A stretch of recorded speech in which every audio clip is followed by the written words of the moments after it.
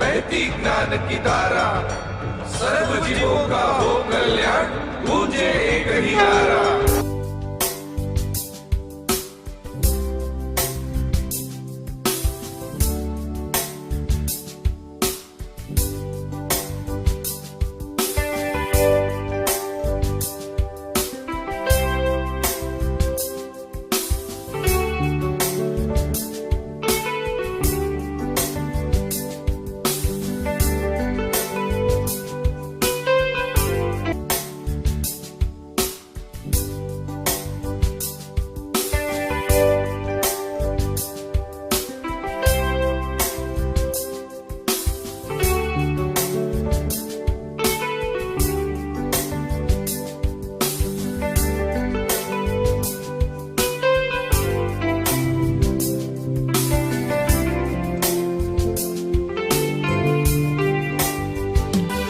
અનંત પુણ્યરાશિ આત્માએ એકત્રિત કરી ત્યારે મનુષ્યનો ભવ પ્રાપ્ત થયો.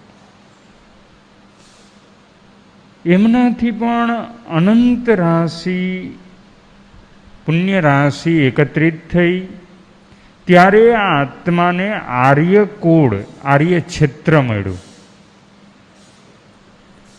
આર્ય ક્ષેત્ર પ્રાપ્ત થયા પછી અનંત પુણ્ય રાશિ એકત્રિત થઈ ત્યારે આત્માને નિરોગી શરીર પ્રાપ્ત થયું. ત્યારબાદ અનંત પુણ્ય રાશિ એકત્રિત થઈ ત્યારે આ આત્માને જૈન કુળ મળ્યું.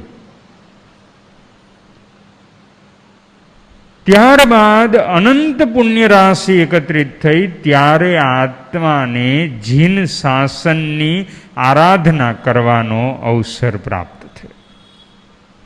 આવી અનંત અનંત પુણ્ય રાશિના બળે કરીને આત્માએ અહીંયા સુધીની સફરને સર કરી. ત્યારે પરમાત્મા કહે છે કે હવે તને આ અનંત પુણ્ય રાશિએ પ્રાપ્ત થયેલી નવપદની આરાધના કરવા માટેનું જે અવસર પ્રાપ્ત થયો છે એ અવસરને જો તું ચૂકી જઈશ તો ફરી પાછા અનંત સંસારમાં રખડાવનારા ચિક્કાર કર્મ અને ચીકણા કર્મ ફરી પાછો બાંધતો જ રહીશ. જો આત્માએ ચિક્કાર અને ચીકણા કર્મ ન બાંધવા હોય તો એક જ રસ્તો છે કે પરમાત્માએ બતાવેલા તત્વોની આરાધના કરવી. નવપદ ઓળીનો આજે પ્રથમ દિવસ એટલે અરિહંત પદની આરાધના. જીન શાસન એક એવું શાસન છે કે જેમાં નવ પદની આરાધના જે આત્માએ કરી એટલે તમામ પ્રકારની આરાધના અને સાધના કે ઉપાસનાઓ આવી ગઈ. નવ પદમાં સમગ્ર શાસનની તમામ આરાધનાઓનો સમાવેશ થઈ જાય. આજનો પ્રથમ દિવસ એટલે અરિહંત પદની આરાધના. નવ પદની ઓળી વર્ષમાં 2 વખત ચૈત્ર માસ અને આસો માસ. ઓળી એટલે પંક્તિ, શ્રેણી, હારબદ્ધતા. 125 વર્ષ પહેલા પણ અમદાવાદની અંદર માણેક ચોકની બાજુમાં જ્યાં કંદોઈઓની દુકાન છે ત્યાં આજે પણ એને કંદોઈ ઓળ કહેવામાં આવે છે કે એક લાઈનમાં બધી જ કંદોઈની દુકાન છે એટલે એને કંદોઈ ઓળ કહેવામાં આવે. જ્યાં શૃંગારની ચીજો મળે છે, બહેનોના શણગારની ચીજો મળે છે, એવી જે જ્યાં એક સાથે બધી લાઈનબદ્ધ દુકાનો છે એને અમદાવાદની અંદર ચાંદલા ઓળ કહેવામાં આવે છે. ઓળ એટલે એક સાથે પંક્તિમાં શ્રેણીબદ્ધ. જે પંક્તિમાં શ્રેણીબદ્ધ એક સાથે 99 પદની આરાધના કરવાના દિવસો એને ઓળી કહેવામાં આવી. કે આમાં એક સાથે 9 પદની આરાધના આત્મા કરે છે. આવું પહેલું પદ અરિહંત પદ. અરિહંત એટલે જેમણે સ્વયંના આંતરિક શત્રુઓને, આંતર શત્રુઓને જીતી લીધા છે. જે આત્મા અરિહંત પદની આરાધના કરે એ આત્મા સ્વયંના આંતર શત્રુઓને જીતી શકે છે. અરિહંત, અરિહંત પરમાત્માએ શાસનની સ્થાપના કરી. અરિહંત પરમાત્મા શાસનની સ્થાપના થતાની સાથે જ જે આત્મા સામાન્ય કેવલી તરીકે ઓળખાય એ જ આત્મા અરિહંત બની ગયા. એ જ આત્મા તીર્થંકરત્વ પદની પ્રાપ્તિ થઈ જાય છે. એ જ માર્ગ બતાવે છે. અરિહંત એ માર્ગદર્શક છે. અને એમને બતાવેલા માર્ગ પર ચાલવું એ આપણું કર્તવ્ય છે. અરિહંત પરમાત્માના એક એક કલ્યાણક સમયે જગતના સર્વ જીવોને સુખી કરી શકે એવા વાઇબ્રેશન લોકની અંદર વહેતા હોય છે. અને પરમાત્માના એ જન્મ કલ્યાણક સમયે એમ કહેવાય છે કે નરકના નારકીઓ પણ એમને પણ ક્ષેત્ર વેદનાઓ સમી જાય છે. એમને પણ પરસ્પરનો દ્વેષ ભાવ એક અંતર મુહૂર્ત માટે શાંત થઈ જાય છે.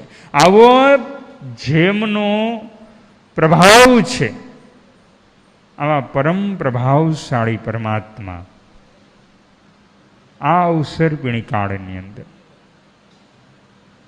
24 તીર્થંકરો થઈ. દરેક તીર્થંકરના કલ્યાણક ઉજવતા સમયે દરેક ઇન્દ્ર કે દરેક દેવદેવી કે દરેક મનુષ્ય પોતાના જીવનને ધન્ય માનતો હોય છે. પરંતુ આ અવસરપીણી કાળની અંદર સૌથી વધારે પરમાત્માના જન્મ કલ્યાણક સમયે સૌથી વિશેષ આનંદની અનુભૂતિ, અતિ હર્ષની અનુભૂતિ જો કોઈ સમયે કોઈ આત્માએ કરી હોય તો એ સમય કયો? પરમાત્માના એવો કયો કલ્યાણક, એવા ક્યાં પરમાત્માનો કલ્યાણક કોઈ એ ઉજવો અને અત્યંત હર્ષની લાગણીઓ એમના હૃદયની અંદર ઉત્પન્ન થઈ હોય? જ્ઞાનીઓ બતાવે છે ભગવાન ઋષભદેવ અને ભગવાન અજિતનાથ બંનેની વચ્ચેનું આંતરું, બંનેની વચ્ચેનું અંતર, બંનેની વચ્ચેનું ડિસ્ટન્સ કેટલું? 50 લાખ કરોડ સાગરોપમ. 50 લાખ કરોડ સાગરોપમ. ભગવાન ઋષભદેવનો જન્મ કલ્યાણક જે શકરેન્દ્ર મહારાજાએ ઉજવો એ તો આનંદિત જ હતા, આનંદિત જ હોય. પરંતુ ભગવાન ઋષભદેવનો કલ્યાણક ઉજવા પછી ભગવાન અજિતનાથનો જન્મ કલ્યાણક આવ્યું. એ બંનેની વચ્ચેનું અંતર 50 લાખ કરોડ સાગરોપમ. એ સમયની અંદર 50 કરોડ સાગરોપમનો જે સમય પસાર થયો એમની અંદર 25 કરોડ ઇન્દ્ર મહારાજાઓ થઈ ગયા. પહેલા દેવલોકની અંદર 25 કરોડ ઇન્દ્ર મહારાજાઓ આવી અને ચાલ્યા ગયા. એ સમય પછી ભગવાન અજિતનાથનું કલ્યાણ કર્યું. કારણ કે શકરેન્દ્ર મહારાજાનું આયુષ્ય કેટલું છે? 2 સાગ્રોપમનું. 2 સાગ્રોપમના 1 શકરેન્દ્ર મહારાજનું આયુષ્ય. બાકીના જે વચ્ચેના સમયમાં ઇન્દ્રો થયા એમને અવસર, એમને અહીંયા ભરત ક્ષેત્રની અંદર તીર્થંકરનો કલ્યાણક ઉજવવાનો સમય ન મળ્યો. બીજા ક્ષેત્ર એટલે મહાવિદેય ક્ષેત્રની અંદર જન્મેલા તીર્થંકરોના કલ્યાણક ઉજવવાનો સમય મળ્યો. પણ અહીંયા તો આ પોતાનું ઘર, શકરેન્દ્ર મહારાજ એ ભરત ક્ષેત્રના અધિપતિ, પોતાના ઘરે પોતાને ત્યાં કોઈ તીર્થંકરનો કલ્યાણક ઉજવવાનો અવસર ન આવ્યો. અજિતનાથ ભગવાનના સમયે થયેલા શકરેન્દ્ર મહારાજાને ભગવાનનો કલ્યાણક ઉજવવાનો જે લાભ પ્રાપ્ત થયો ત્યારે આત્મા અત્યંત હર્ષ વિભોર બની ગયા કે ધન્યાતિ ધન્ય છું હું કે મને પરમાત્માનો કલ્યાણક અહીંયા ઉજવવાનો અવસર પ્રાપ્ત થયો. વિચાર કરો, ઇન્દ્ર મહારાજ બની જવાથી કંઈ મળી જ જશે લાભ એવું નથી. વચ્ચેના 25 કરોડ શકરેન્દ્ર મહારાજ પાસે અહીંયા ભરત ક્ષેત્રના કોઈ તીર્થંકરના કલ્યાણક ઉજવવાનો સમય જ ન મળ્યો, લાભ જ ન આવ્યો. અને એ સમયે અજિતનાથ પરમાત્માના સમયે જે શકરેન્દ્ર મહારાજાને આ લાભ મળ્યો એ પોતાની જાતને ધન્યાતિ ધન્ય માનવા લાગ્યા. આવા આ અરિહંત પરમાત્મા જેમણે આ માર્ગના પ્રરૂપણા કરી, એટલે કે માર્ગના પ્રરૂપક છે, માર્ગના માર્ગદર્શક પણ છે. અને એવા આ પરમાત્માએ બતાવેલા માર્ગ ઉપર આત્માએ ચાલવાનું છે. અરિહંત પરમાત્માની આરાધના કરવી એટલે અરિહંત પરમાત્માને માટે લલિત વિસ્તરા ગ્રંથની અંદર હરિભદ્રેશ્વરી મહારાજ બતાવે છે કે અરિહંત પરમાત્મા એટલે જે પરાર્થ ના વ્યસની છે, એટલે કે પરોપકારના વ્યસની છે. અરિહંત પરમાત્મા જાતનો વિચાર નથી કરતા, એ જગતનો વિચાર કરે. જગતના આત્માઓના કલ્યાણનો વિચાર જે આત્મા કરે, જે સ્વયંની જાતનો જ માત્ર નથી વિચાર, પણ સ્વ અને પર બંનેનો વિચાર છે કે સ્વ અને પરનું કલ્યાણ કેમ થાય. એમના માટે જે આત્મા સતત પુરુષાર્થધીન છે, આવા આ અરિહંત પરમાત્મા, એમના એ ગુણને જોવાનું છે કે પરમાત્મા મહાવીરને 6 માસ સુધી સંગમદેવ ઘોર ઉપસર્ગ આપી રહ્યા છે. 6 મહિનાના ઉપવાસ ભગવાનના થયા છે, છતાં પણ પરમાત્માની કરુણા સંગમ દેવ પર એની એ જ છે. પરમ કારુણી ભગવાનને માટે એક વિશેષણ બતાવવામાં આવ્યું કે એ પરમ કારુણી છે, પરમ કરુણાવાન છે. જગતનો નાનામાં નાનો જીવ, મોટામાં મોટો આત્મા, અધમમાં અધમ આત્મા કે ઉચ્ચતમ આત્મા, દરેક આત્મા પર પરમાત્માના પરિણામ એક સરખા છે. ચાહે ગોશાલક હોય તો પણ ભલે અને ગૌતમ સ્વામી હોય તો પણ ભલે. પરમાત્માના પરિણામમાં બેમાંથી કોઈ પ્રત્યે અલગ ભાવ છે જ નહીં. આવા આ પરમાત્મા જેમણે સ્વયંના આત્માની સાધના કરી લીધી અને જગતના જીવોને માર્ગ બતાવી ગયા. આપણે પણ એ પરમાત્માએ બતાવેલી આરાધના કરવાની છે. આપણે જે જીન શાસનને પામ્યા છીએ એ જીન શાસનને પામ્યા પછી જો એ શાસનના આરાધક ન બની શક્યા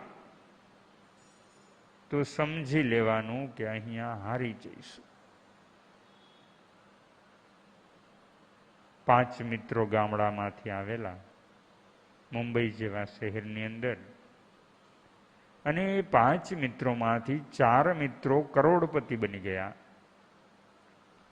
એક મિત્ર હતો ત્યાં ને ત્યાં જ રહ્યો, અને એક દિવસે એક મિત્ર 4 મિત્રોને કહે છે કે તમે તો કરોડપતિ બની ગયા અને હું તો જ્યાં હતો ત્યાંનો ત્યાં જ રહ્યો.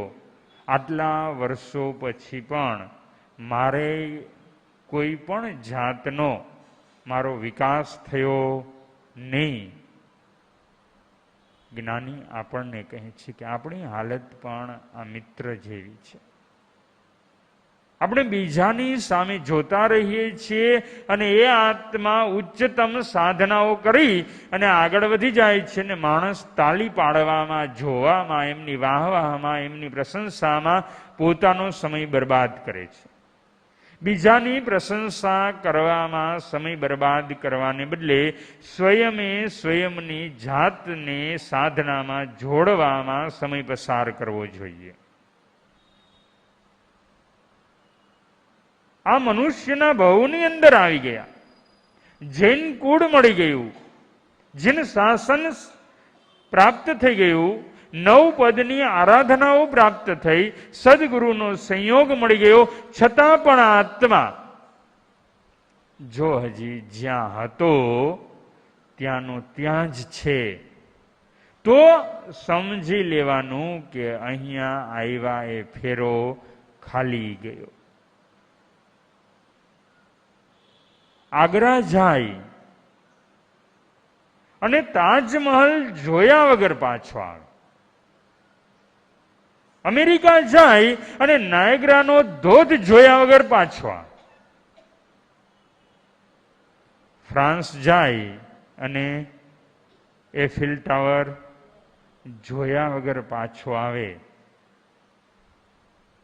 શું કહેશો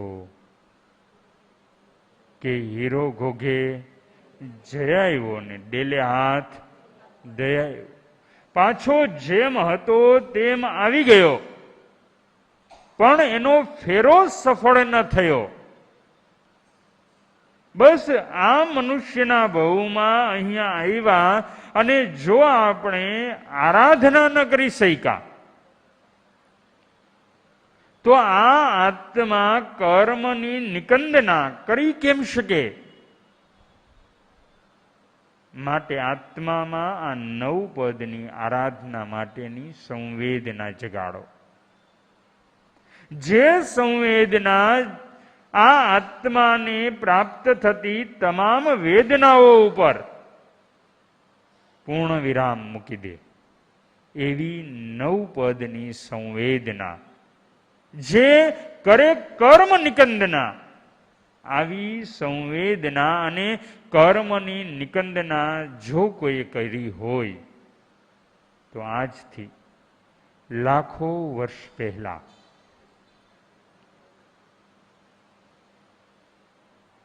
જે ઘટના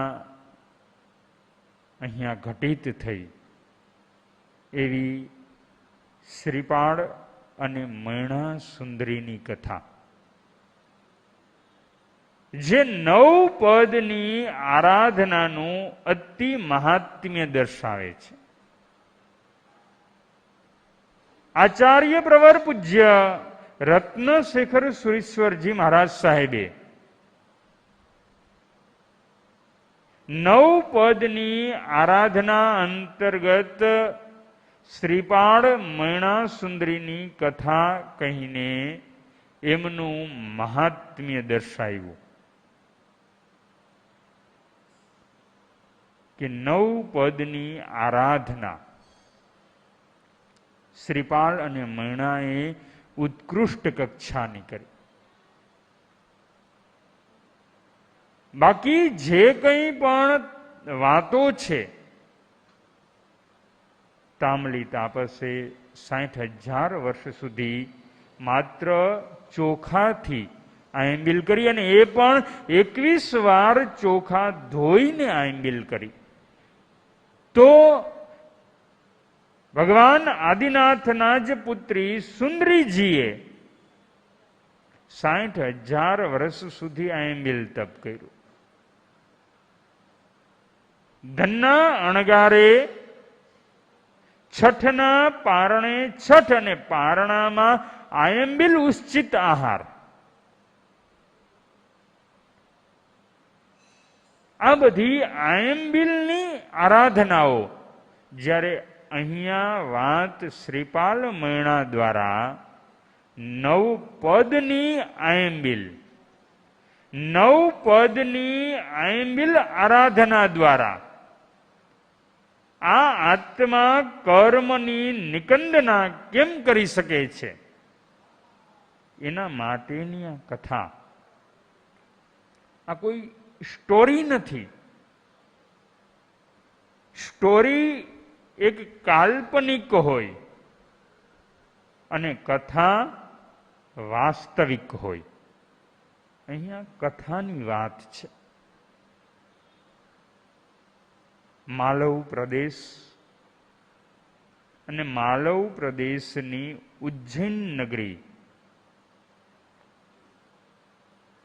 આ ઉજ્જૈન નગરીના રાજવી પ્રજાપતિ નામના, અને આ પ્રજાપતિ નામના રાજા, એમને 2 પટરાણીઓ, એક સૌભાગ્ય સુંદરી અને એક રૂપ સુંદરી. સૌભાગ્ય સુંદરીની કુક્ષીએથી જે પુત્રી રત્ન પ્રાપ્ત થયું એમનું નામ સુરસુંદરી રાખવામાં આવ્યું, અને રૂપ સુંદરીની કુક્ષીથી જે પુત્રી રત્ન પ્રાપ્ત થયું એમનું નામ મૈણા સુંદરી રાખવામાં આવ્યું. જ્યારે કોઈ બાળકનો જન્મ થાય ત્યારે જ એક સ્ત્રી અને પુરુષ માં અને બાપ બને છે. ત્યાં સુધી તો એ પતિ પત્ની છે, સ્ત્રી પુરુષ છે, પણ જ્યારે બાળકનો જન્મ થયો એટલે એ માતા અને પિતા બની ગયા. હવે એમની જવાબદારી, હવે એમની કક્ષા વધી ગઈ. હવે એ પોતાનું ઈચ્છા હોય એમ જીવી ન શકે. એ એક જવાબદાર વ્યક્તિ બની ગયા. પોતાને ત્યાં જન્મેલા બાળકને સંસ્કારિત કરવું એ એમનું પરમ કર્તવ્ય બની ગયું. ઉત્તરાધ્યન સૂત્રમાં ભગવાન કહે છે કે જે માતા પિતા બાળકને સંસ્કારો નથી આપતા એ કસાય કરતા પણ નીચલી કક્ષાના છે, નિમ્ન કક્ષાના છે. કસાય તો માત્ર એમનું ગળું કાપે છે. એમના પાસે આવેલા, એમના શરણે આવેલા પશુનું માત્ર ને માત્ર ગળું કાપે છે. જ્યારે સંસ્કાર નહીં આપનારા માતા પિતા એમના ભાવને જ બગાડી દે છે. એટલે અહીંયા સમજવાનું છે કે માત્ર માતા પિતા બનવા માત્રથી કંઈ થઈ જતું નથી. જવાબદારી છે. આજે કોઈને પોતાની જવાબદારી સ્વીકારવી ગમતી નથી. જન્મ તો દઈ દીધો, હવે ઘોડિયા ઘર આવી ગયા, નર્સરીઓ આવી ગઈ, પ્લે ગ્રુપ આવી ગયા. માતા પિતાને સંતાનને સંસ્કાર આપવા માટેનો સમય જ નથી. એના કારણે સંતાન કઈ દિશામાં જશે એ નક્કી નહીં થાય. અહીંયા બંને માતાઓ પોતાની પુત્રીઓને સંસ્કાર આપી રહી છે. એક માતા 100 શિક્ષકની ગરજ સારે. આ ગુજરાતીની અંદર જે કહેવત છે એનો મતલબ એવો છે કે 100 શિક્ષક પાસેથી જે સંસ્કાર ન મળી શકે એ સંતાનને માતા દ્વારા મળી શકે છે. માતાનું કામ પોતાના સંતાનને સંસ્કારિત કરવાનું છે. એ એમને જમાડે તોય ભલે, એમને રમાડે તો પણ ભલે, એમને નવડાવે તો પણ ભલે, એમને સુવડાવે તો પણ ભલે, દરેક સમયે કોઈને કોઈ રીતે, ચાહે ગીતથી કહે, ચાહે બોલીને કહે, ચાહે હાલરડાથી કહે, પણ એ પુત્રમાં સંસ્કાર કેમ વધે એ મહત્વની વાત છે. એટલે પહેલાના સમયમાં તો દાદીમાની વાર્તાઓ આવતી. એનો મતલબ જ એટલો કે એ વાર્તા દ્વારા એ બાળકમાં ધીમે ધીમે સંસ્કાર આવે. હવે વાર્તા જ આવડતી નથી, ખાલી વાતો કરવાની. વાતો સિવાય કાંઈ આવડતું નથી. એટલે અહીંયા બતાવે છે કે બંને માતાઓ પુત્રીને સંસ્કારિત કરી રહી છે. યોગ્ય વયની પુત્રીઓ થતા બંને માતાઓ પોતપોતાની પુત્રીઓને શિક્ષણ પ્રાપ્ત થાય એ માટે અભ્યાસ અર્થે અલગ અલગ પંડિત પાસે મૂકે છે. પોતાની વહાલસોઈ દીકરીને કે પોતાની વહાલસોયા દીકરાનો હાથ કોઈ અજાણી વ્યક્તિના હાથમાં એમનું જીવન સોંપવું કે હવે જીવન ઘડતર કરવાની જવાબદારી તમારી છે, આ સહેલું નથી. આના માટે ગમે તેવી વ્યક્તિને પસંદ કરી શકાય નહીં. જેમની પાસે કોઈ ચરિત્ર ન હોય, ચારિત્રની હીનતા હોય, આવી વ્યક્તિ પાસે સંતાનને જો અભ્યાસ અર્થે મૂકી દેવામાં આવે તો એ સંતાન પણ ચારિત્રહીન જ થશે. કેવી વ્યક્તિ પાસે તમે જ્ઞાન પ્રાપ્ત કરો છો એ પણ બહુ મહત્વની વસ્તુ છે. અને એ સમયે સૌભાગ્ય સુંદરીએ શિવભૂતિ નામના બ્રાહ્મણ પંડિત પાસે સુર સુંદરીને અભ્યાસ અર્થે મૂકી. અને આ તરફ રૂપ સુંદરીએ મૈણા સુંદરીને સુબુદ્ધિ નામના જૈન પંડિત પાસે અભ્યાસ અર્થે મૂકી. જે માતા જે પક્ષની માન્યતાઓ ધરાવતી હતી તે પક્ષના પંડિતોની પાસે બંનેને અભ્યાસ અર્થે મૂકવામાં આવી. બંને અભ્યાસ કરી રહી છે, સમય વ્યતીત થઈ રહ્યો છે, એમનો અભ્યાસ બરાબર ચાલી રહ્યો છે. બે વ્યક્તિ મહત્વની છે, સંત અને શિક્ષક.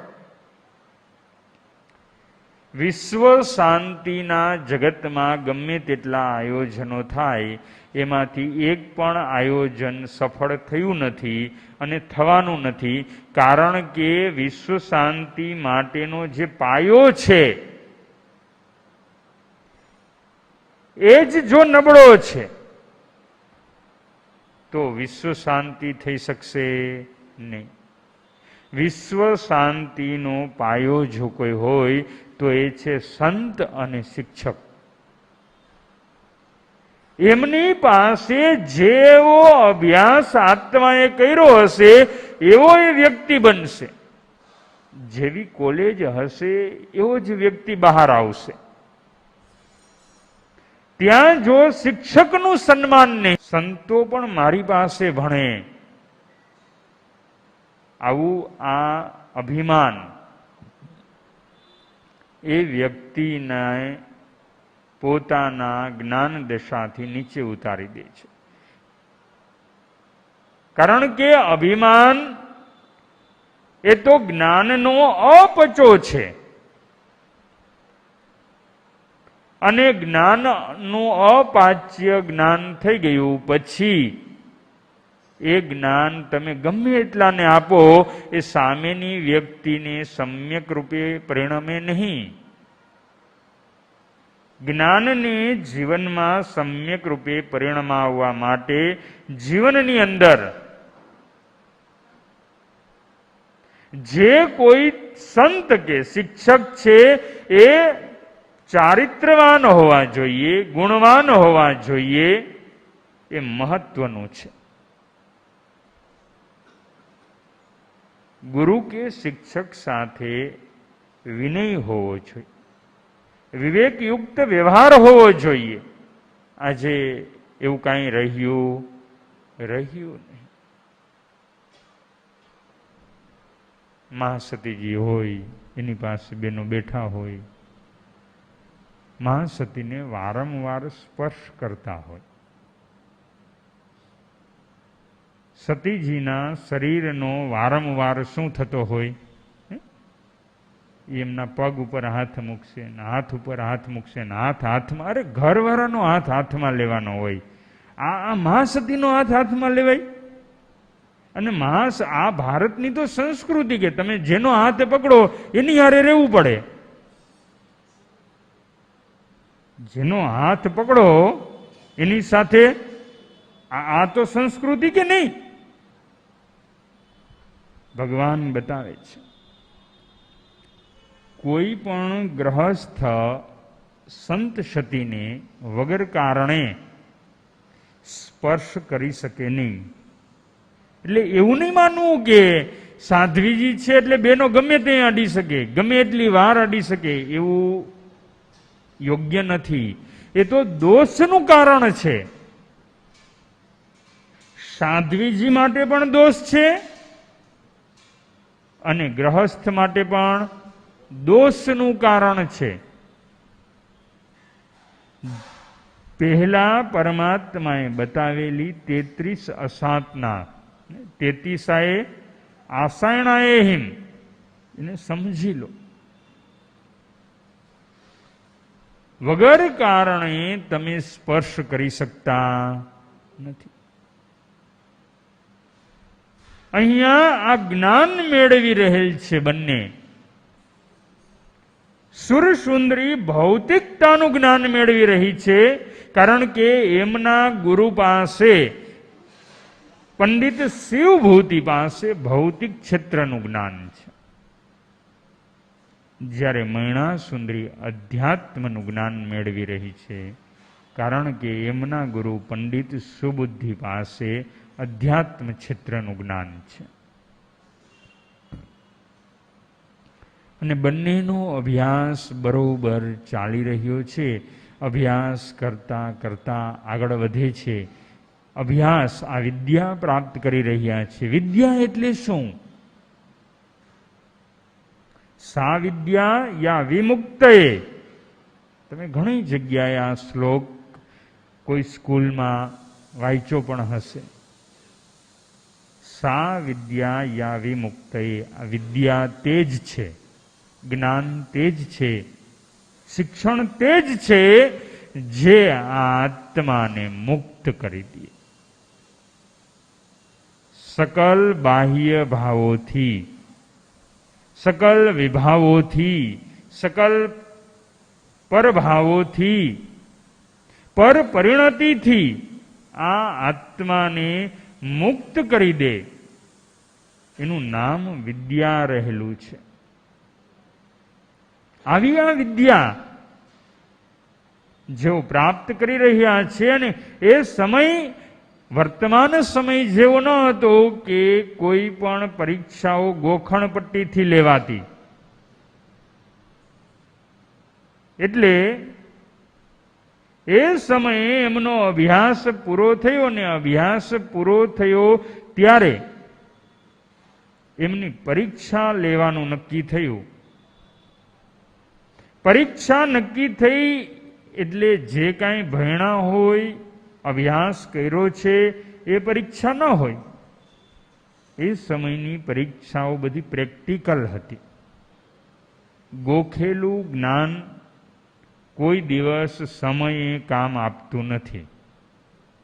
તમે ગમે એટલા વર્ષ ગોખો, ગોખેલું જ્ઞાન થોડો સમય જશે એટલે ભૂલાઈ જશે, વિસરાઈ જશે, વિસ્મરણ થઈ જશે. બંનેનો અભ્યાસ પૂરો થયો. બંનેના ગુરુ પંડિતો રાજવીની પાસે આવ્યા ને રાજા પ્રજાપતિને કહે છે કે બંનેનો અભ્યાસ પૂરો થયો છે, એટલે એમના ગુરુ, માત્ર ગુરુ જ પરીક્ષા લે એવું નહીં, એમના પિતા પણ પરીક્ષા લે. એમાં કોઈ પણ જાતનો ભેદભાવ ન હોય કે મારી પુત્રી છે એટલે પાસ કરી દેવી. અને જાહેરાત કરવામાં આવી કે બંને રાજકુંવરીઓ અભ્યાસ કરીને ફરી નગરમાં પધારી છે. હવે એમનો એક પરીક્ષા મહોત્સવ છે. પરીક્ષા મહોત્સવ કરવામાં આવ્યો, જેમાં બંનેને પ્રશ્ન પૂછવામાં આવે. અને એ સમયે મહોત્સવનું આયોજન થયું. બંને રાજકુંવરીઓ, બંને પટરાણીઓ, રાજા, મંત્રીમંડળ અને સમગ્ર નગરજનો ઉપસ્થિત છે. એ સમયે રાજા પ્રજાપતિ બંને કુંવરીઓને સુરસુંદરી અને મૈણાસુંદરીને એક પ્રશ્ન કરે છે કે પુણ્યથી શું મળે? પ્રશ્ન છે, પુણ્યથી શું મળે? દેખાવમાં પ્રશ્ન ઘણો જ નાનો છે, પણ ખૂબ જ મહત્વનો છે. તમે પુણ્યથી શું મળે, શું માની રહ્યા છો? પુણ્યથી શું મળે? પૈસો મળે, સંપત્તિ, ઐશ્વર્ય, શું શું મળે? અને એ સમયે સુરસુંદરી જવાબ આપે છે કે પુણ્યથી ધન મળે, ઐશ્વર્ય મળે, નિરોગી શરીર મળે, સુખ મળે, મનગમતો પતિ મળે, જગતની તમામ સારામાં સારી આઈટમો, ચીજ વસ્તુઓ મળે.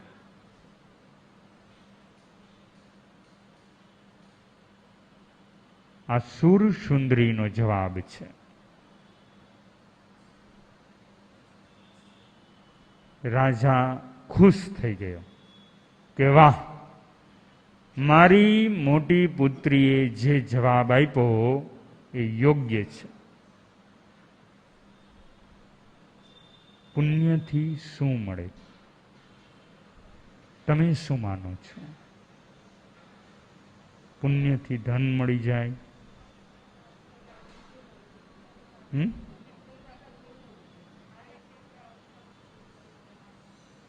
પુણ્યથી શું મળે? જબરજસ્ત પુણ્યશાળી આ જગતમાં તમે કોને ગણો છો? ઉપાશ્રયના એક ખૂણામાં બેઠેલા સંતને કે રાષ્ટ્રપતિ ભવનમાં બેઠેલા રાષ્ટ્રપતિને, સંત હોય તો ઝાઝીવાર દેખાવ, કે વડાપ્રધાનની બાજુમાં ઉભા રહીને ફોટો પડાવવા મળે તો દેખાવ. બોલવું બહુ સહેલું છે, બોલતા તો બધું જ આવડે છે તમને, કારણ કે અનંત કાળમાં અનેક વાર આત્મા બકરીના ભવમાં જયો એટલે બોલવાના સંસ્કાર તો છે જ. પણ ગોખેલું બધું બોલે છે. કેવું બોલે છે?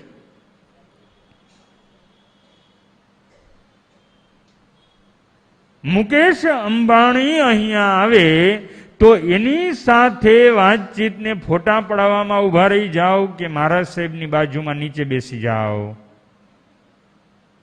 પુણ્ય કોને માનો છો? તમારી માન્યતાને પહેલા ચોખ્ખી કરો. તમને મફતમાં જમવા માટેનું 3 ટાઈમની હમણાં જાહેરાત થાય કે બાજુમાં એક જગ્યાએ તમને બધાને ફ્રીમાં જમવાનું છે, 3 ટાઈમને આખો દિવસ ત્યાં જ રહેવાનું છે, તો પછી અહીંયા પ્રવચનમાં કેટલા દેખાય? બરોબર, બાજુનું જ બિલ્ડિંગ છે. આત્માએ પુણ્ય શું માયનું છે? પુણ્યથી શું મળે? શું માનો છો તમે? પુણ્યથી અનુકૂળતા મળે એ પુણ્ય, અને પ્રતિકૂળતા મળે એ પાપ. તમારી માન્યતા શું છે? પેલા એ માન્યતાને નક્કી કરી લો. જ્યાં જ્યાં અનુકૂળતા મળી ત્યાં એમ માનવા લાગ્યા કે મારા પુણ્યનો ઉદય છે. પ્રતિકૂળતા આવી એટલે તરત મોઢું ચડી ગયું કે મારા પાપનો ઉદય છે.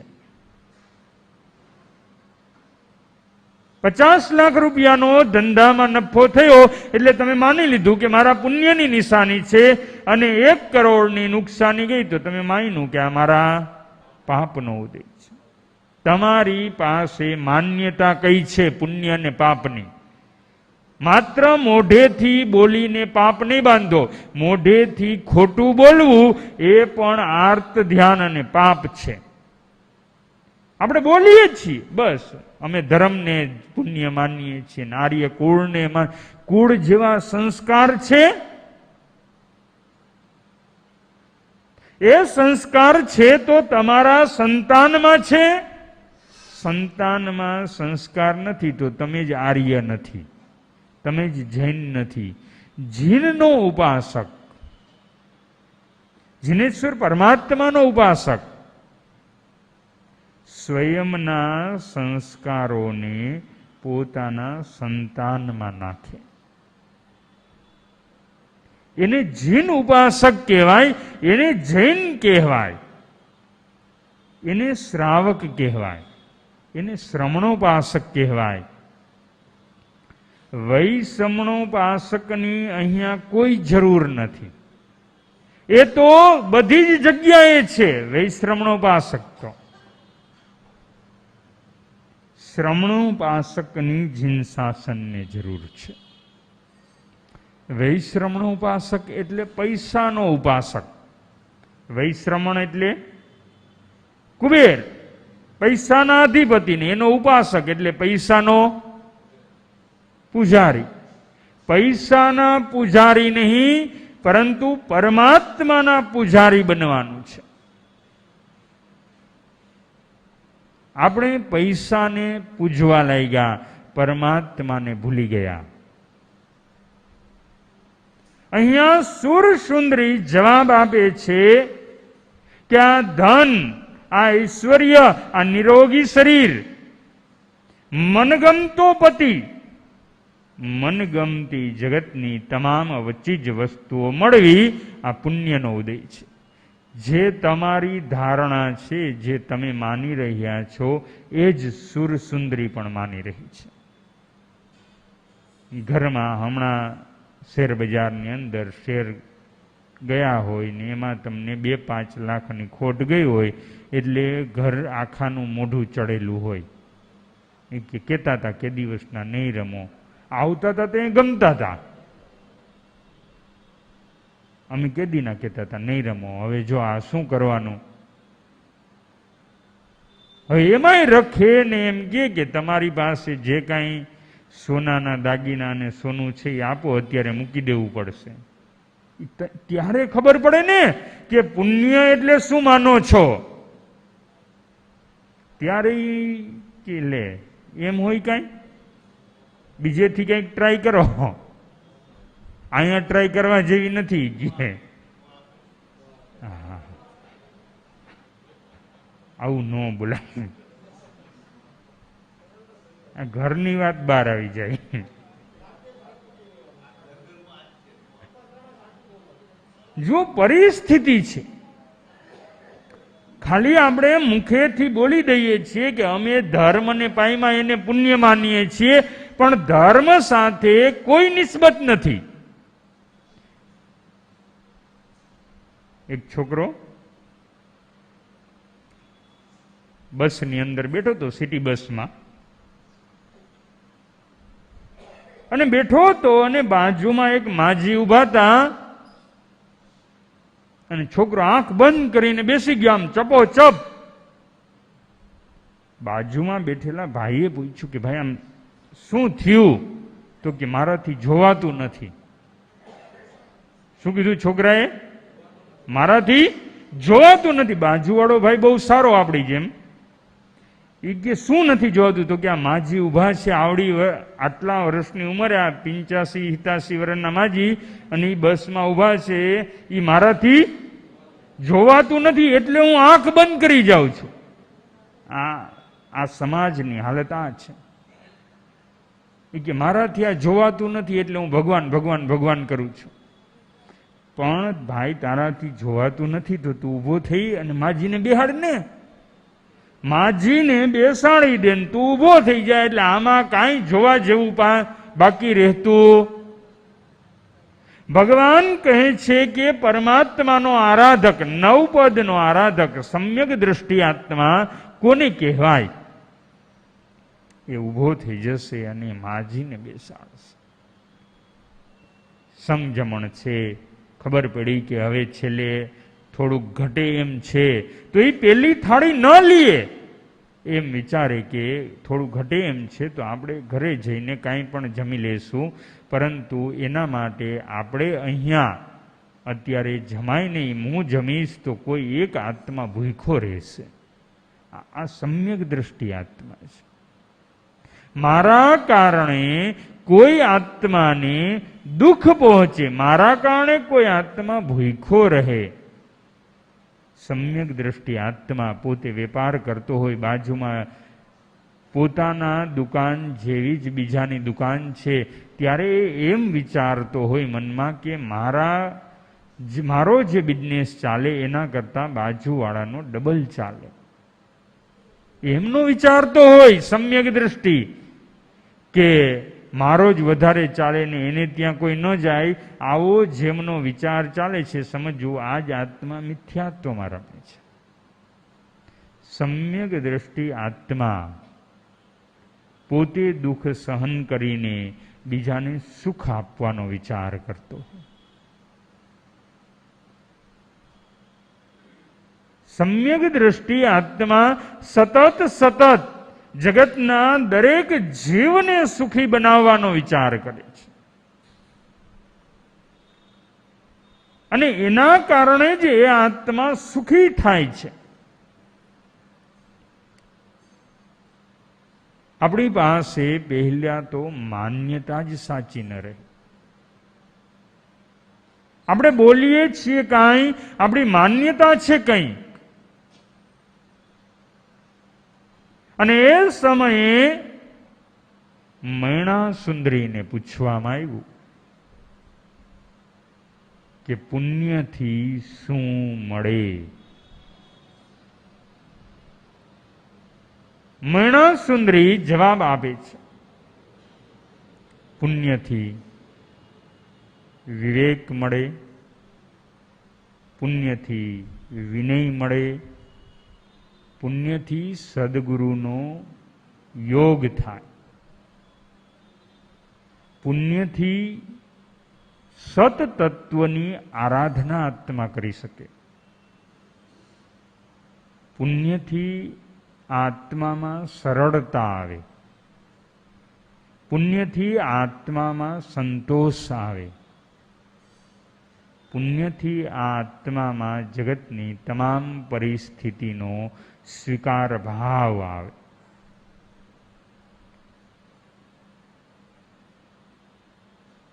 બંનેની પુણ્ય માટેની માન્યતાઓ અલગ અલગ છે. સુર સુંદરીની જે માન્યતા છે એ તમારા વિચારો સાથે સેટ થાય છે. મૈણા સુંદરીની જે માન્યતા છે એ અમારા વિચારો સાથે સેટ થાય છે.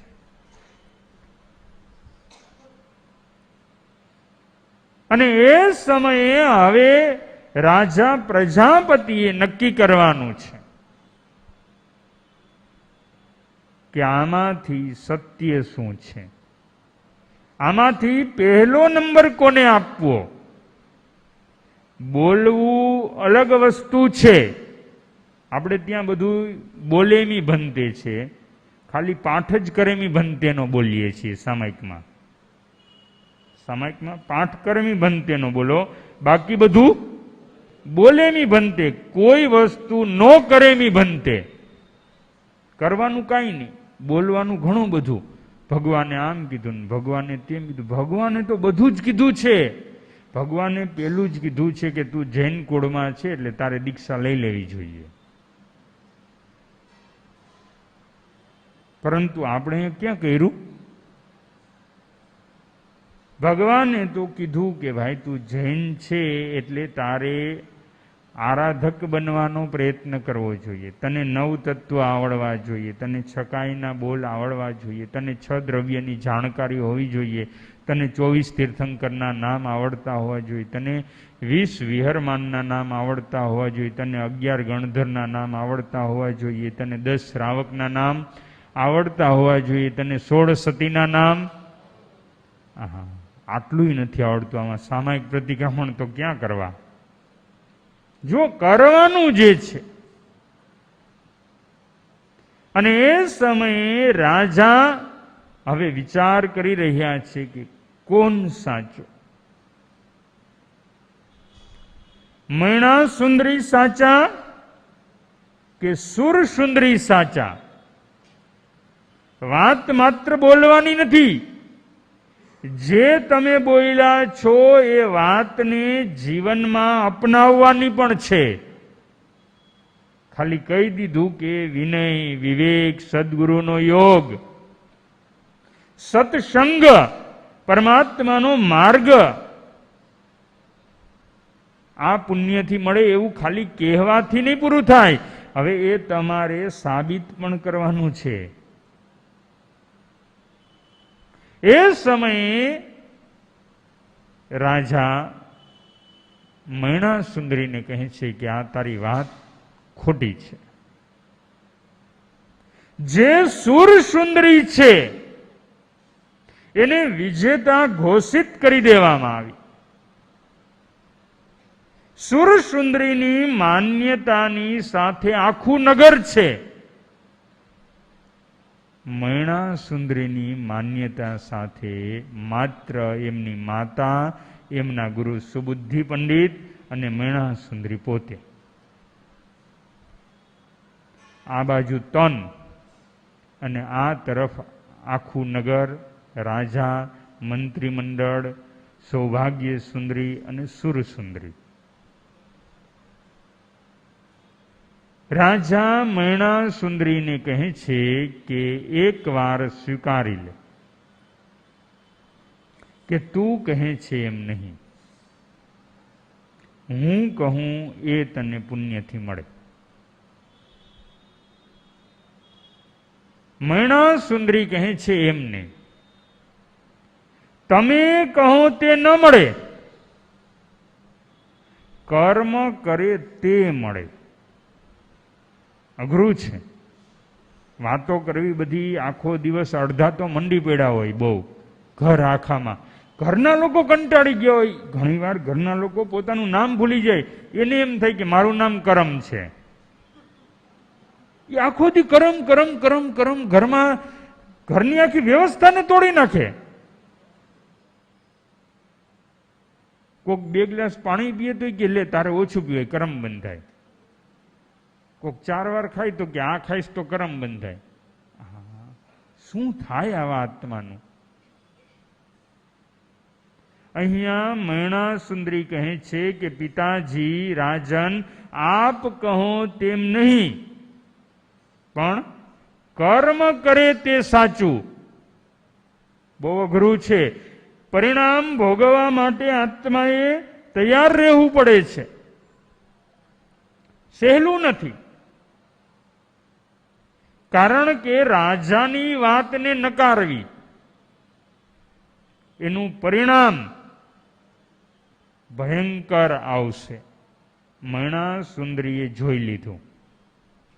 જ્ઞાની આત્મા વિચક્ષણ હોય, વિનયી છે, વિવેકી છે, એટલે એમને જોઈ લીધું કે અત્યારે અહીંયા વિશેષ કંઈ બોલવામાં, વિશેષ તર્ક કરવામાં, વિશેષ ચર્ચા કરવામાં કોઈ મજા નથી.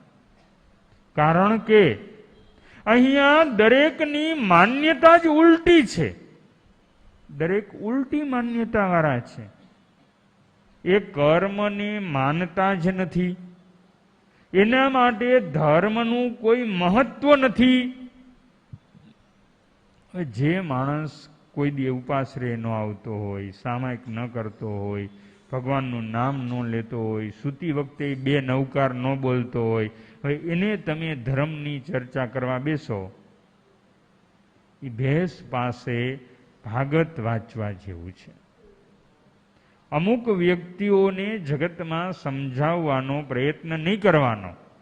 ઘણા લોકો શું હોય, પ્રવચન સાંભળ્યું હોય પછી પ્રવચનને યાદ રાખવા માટે કોકને ને કોકને ગોતતા હોય. એને સંભળાવે કે જો આવું પ્રવચન, અરે રેવા દે તું, તારો સમય બીજા માટે બરબાદ નહીં કર. કારણ કે જે વ્યક્તિની પાત્રતા નથી એની સાથે ચર્ચા કરવી યોગ્ય નથી. અહીંયા સુરસુંદરી ખુશ છે કે રાજાએ, પિતાજીએ મને વિજેતા જાહેર કરી. મૈણા સુંદરીને કોઈ દુઃખ નથી. બહુ જ્ઞાન જે આત્માએ પચાવ્યું હોય ને, એ આત્મા બહુ વિચક્ષણ હોય. એ વિચારે છે કે જે થવાનું હતું એ જ થયું છે. આમાં કોઈ હર્ષ કરવા જેવું નથી, આમાં કોઈ શોક કરવા જેવું નથી. આપણે કોકને શિખામણ દેતા હોય ને ત્યારે જ એ વ્યક્તિ બીજી બાજુ મોઢું રાખીને કે પોતાના મોબાઈલમાં મોઢું રાખીને એનું કામ કરતો હોય ને તમારી વાત ન સાંભળતો હોય, ત્યારે ખબર પડે કે તમે કર્મને મહત્વ આપો છો કે તમને આપો છો. જો તમારા પરિણામ બગડે તો સમજવું તમને આપો છો, અને તમે એ જ ભાવથી એની સાથે વાતચીત કરતા રહ્યો તો સમજવું કે કર્મને આપો છો. તમે સમજો છો કે નિયતિ આ જ પ્રકારની છે. આમાં કોઈ ફેરફાર નથી. મારે આ સમયે જે કહેવાનું છે એ વસ્તુ સ્વરૂપ હું કહી દઉં છું. આ શ્રીપાલ મૈણા સુંદરીની કથા એક વાર નહીં, અનેક વાર કદાચ તમે સાંભળી લીધી હશે. પરંતુ કથા માત્ર કડકડાટ વાંચી જવાથી, સાંભળી જવાથી કંઈ થતું નથી. તત્વને સમજવું બહુ સહેલું છે, કથાને સમજવી બહુ અઘરી છે. કારણ કે દ્રષ્ટાંતમાં રહેલા દરેક પાત્રને યોગ્ય ન્યાય મળવો જોઈએ. મૂળ સિદ્ધાંતને બાધા ન આવે એ પ્રકારે એ પાત્રને ઉપસાવવાનો, એ પાત્રને વિકસાવવું પડે છે. મૂળ સિદ્ધાંત જળવાઈ રહેવો જોઈએ. જો મૂળ સિદ્ધાંતને બાધા ઊભી થઈ તો સમજનાર સાંભળનાર વ્યક્તિ ઉલટા રસ્તે ચાલ્યા જશે. શ્રીપાળ મૈણાની કથા સાંભળીને અનેક આત્માઓ ઉલટા રસ્તે પણ ચાલ્યા ગયા. એને સાંભળ્યું કે 9 પદની આરાધનાથી શ્રીપાલને 9 વાર લગ્ન કરી શક્યો. લાગી ગયો ભાઈ કે આપણે 9 પદની આરાધના કરો 9 વાર થઈ જાય. 9 પદની આરાધનાથી શ્રીપાલનો રોગ ચાલ્યો ગયો એટલે ભાઈ લાગી ગયો કે આપણો વયો જશે. 9 પદની આરાધનાથી શ્રીપાલને 9 રાજ્ય મળ્યા એટલે લાગી ગયા કે આપણને મળી જશે. અરે ઘરમાં તારું નથી હાલે, હું એમાં રાજ્ય મળે? પણ સમજવાનું એ છે કે 9 પદની આરાધના સમયે શ્રીપાલનો આશય શું છે, શ્રીપાલના ભાવ શું છે, શ્રીપાલની કક્ષા શું છે. એ જો પાત્રના ભાવને એમની કક્ષાને સમજ્યા વગર આપણે એ વસ્તુમાં લાગી જઈશું, એવા ભાવથી લાગી જઈશું તો આપણા આત્માનું હિત થવાને બદલે અહિત થઈ જશે. આ મૈણા સુંદરીના જવાબમાં પિતા કહે છે કે એકવાર સ્વીકારી લે મૈણા કે હું કહું તે થાય, કર્મ કરે તે ન થાય. મૈણા સુંદરી કહે છે કે નહીં, કર્મ કરે તે જ થાય, આપ કહો તે ન થાય. હવે ખબર પડે, તમે કર્મનો સ્વીકાર કરો છો, ધર્મનો સ્વીકાર કરો છો, તમારી વાતને ઘરમાં દીકરા દીકરી નકારે, એ સમયે તમે એનો કેટલો સ્વીકાર કરી શકો છો નિયતિ સમજીને. એ જ મહત્વની આરાધના સાધના છે. મૈણા સુંદરીના ના કહેવાથી પ્રજાપતિ રાજા ગુસ્સે થઈ ગયા. કહે છે કે તો મૈણા હું જે કરું તે ભોગવવા તૈયાર રહેજે. મૈણા સુંદરી કહે છે તમે જે કહેશો તે કરવા માટે હું તૈયાર છું, પણ મારી માન્યતામાં ફેરફાર નહીં થાય. ગમે તેવું કષ્ટ આવે એને સહન કરવા આત્મા તૈયાર છે, પરંતુ જૈન ધર્મની પોતાની માન્યતા, પોતાની ધારણા, એમાં કોઈ ફેરફાર કરવા એ આત્મા તૈયાર નથી. આ સમ્યક દર્શનની નિશાની છે. આ પોતાની અતૂટ શ્રદ્ધાની નિશાની છે. પરમાત્માએ એટલે કીધું કે પરમ શ્રદ્ધા પરમ દુર્લભા, શ્રદ્ધા પરમ દુર્લભ છે. આ આત્મા ક્યાં નાસીપાસ થાય છે? તો ભગવાન ઉત્તરાધ્યયની અંદર કહે છે તિન્નોસી અન્નવમહમ કિમ પૂર્ણ ચિઠ્ઠસી તીર માગવો, કે હે આત્મન તું કિનારે આવીને કેમ તરવાનો રહી ગયો? આપણે ઘણું બધું કરીએ છીએ, જ્યારે આપણા જીવનની અંદર વિકટ પરિસ્થિતિ આવે ત્યારે ધર્મને માણસ છોડી દે છે. અહીંયા વિકટ પરિસ્થિતિમાં મૈણા સુંદરીએ પોતાના ધર્મને આગળ કર્યો કે ધર્મના ભોગે મને કોઈ જ સગવડતા જોતી નથી. પિતા કહે છે કે આ રાજવૈભવ, આ સુંદર વસ્ત્ર, સુંદર આભૂષણ, આટલા તારી આજુબાજુ સેવકો, નોકરો, ચાકરો, આ બધું તને મેં આપ્યું છે. અને એ સમયે મૈણા સુંદરી એને એમ નથી કહેતી કે તમે મને શું આપી દેવાના. એમ કહે છે કે પિતાજી, આ જે કાંઈ મને મળ્યું છે એ મારા પુણ્યના ઉદયથી મળ્યું છે, મારા કર્મના કારણે મળ્યું છે, તમારા આપવાથી કાંઈ નથી મળ્યું. એનો મતલબ એવો નથી કે એ એમના પિતાની પ્રતિપક્ષ પ્રતિદ્વેષી બની ગઈ છે. એ એમને ધર્મની વાત સમજાવી રહી છે કે તમે એમાં નિમિત્ત છો. તમે આપ્યું તો છે જ, તમે એમાં નિમિત્ત માત્ર છો.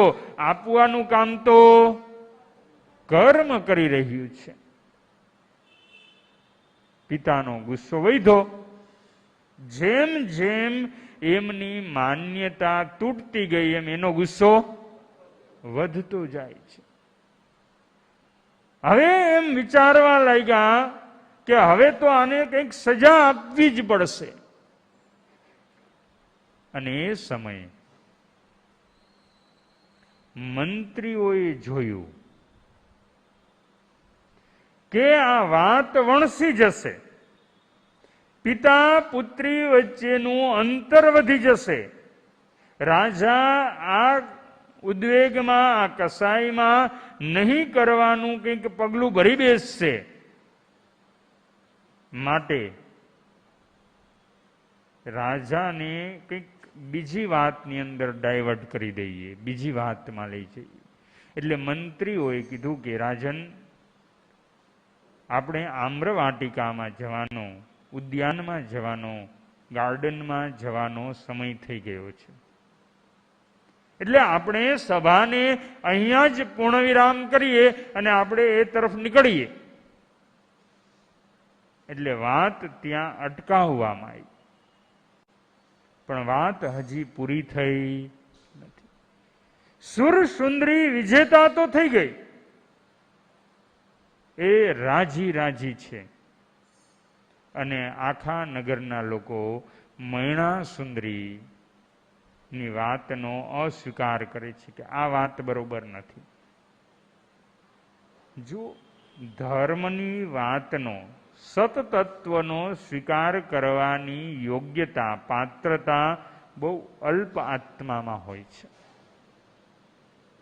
આગળ હવે રાજા મૈણા સુંદરી સાથે શું વ્યવહાર કરે છે, મૈણા સુંદરીને શું જવાબ આપે છે, એ ભાવને આપણે અવસરે જાણશું. પરંતુ પરમાત્મા માર્ગ પ્રત્યેની, અરિહંતના પ્રરૂપેલા માર્ગ પ્રત્યેની આ અડગ શ્રદ્ધા જે છે મૈણા સુંદરીની, કે પરમાત્માનો માર્ગ જ સાચો છે, એનાથી વિશેષ કંઈ જ નથી. એવી શ્રદ્ધા આપણા હૃદયની અંદર પણ પરમાત્મા પ્રત્યેની આવે. જેમ પરમાત્મા ચાલતા હોય અને એ સમયે પક્ષીઓ એમની પ્રદક્ષિણા કરતા હોય, એમ આપણે પણ જ્યાં પણ જઈએ ત્યાં આપણી આજુબાજુ સતત મનની અંદર શુભ ભાવના તરંગોને વહેતા રાખીએ. ભગવાન જ્યાંથી પસાર થતા હોય ત્યાં વાયુ સમ થઈ જાય, એટલે કે સમાન બની જાય. ત્યાં વાયુનો અતિરેક, ત્યાં વાવાઝોડું આવે નહીં. એમ પરમાત્માના નામ સ્મરણ સમયે સતત આપણા મનને સમભાવની અંદર લીન બનાવી દઈએ.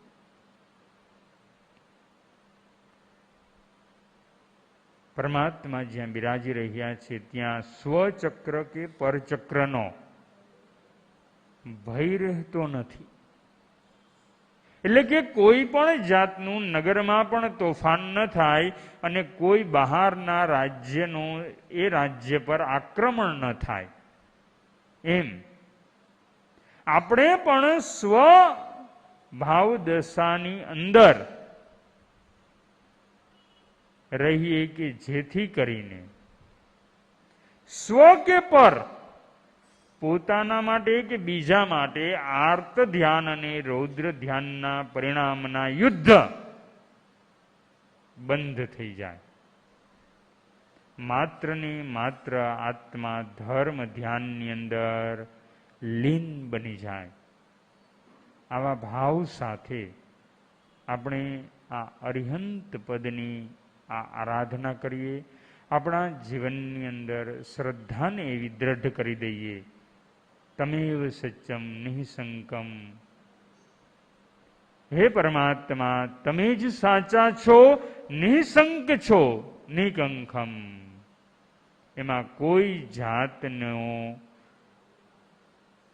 શંકા રહેતી નથી. અને આવી પરમાત્મા પ્રત્યેની આત્માની શ્રદ્ધા આવશે તો અવશ્યમેવ આ આત્મા પરમાત્મા માર્ગનો આરાધક બન્યા વગર રહેશે નહીં.